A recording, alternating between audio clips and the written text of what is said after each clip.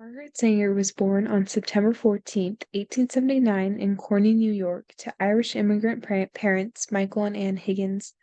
In 1900, Margaret attended Claverack College and quickly became a nurse probationer at White Plains Hospital.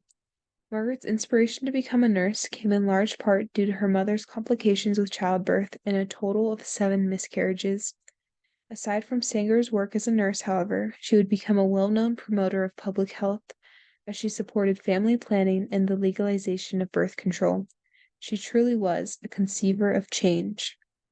During Sanger's time as a nurse, she came across a plethora of working-class women who had a lack of information on how to avoid unwanted pregnancies. According to the 1873 federal Comstock Law, access to contraceptive information was prohibited on grounds of obscenity. Thus, it was a federal offense to disseminate birth control and even information on birth control.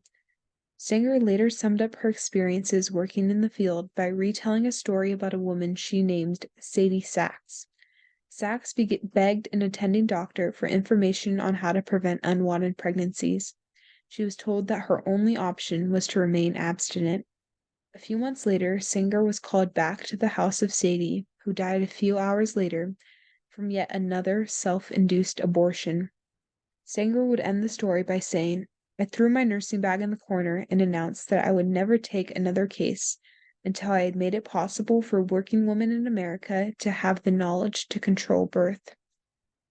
Sanger began her activism career by launching a newsletter in 1914, which she named the Woman Rebel.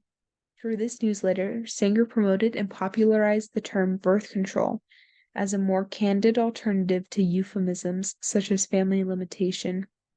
Sanger's opposition to the laws of the day provoked some legal challenges, but she continued to stand firm in her beliefs.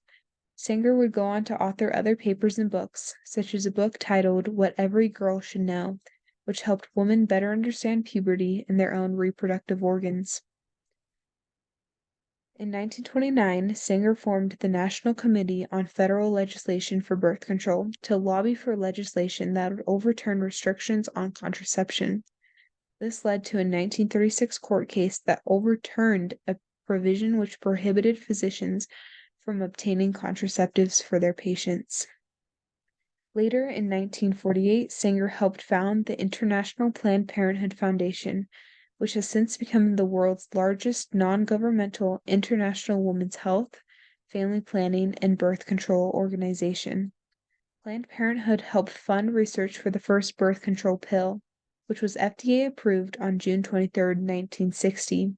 A year before her death, Sanger also saw the landmark Supreme Court case Griswold v. Connecticut, which legalized birth control in the United States.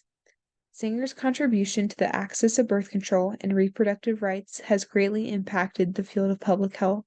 She empowered choice and truly was the transformative tide that led to increased knowledge and personal choice.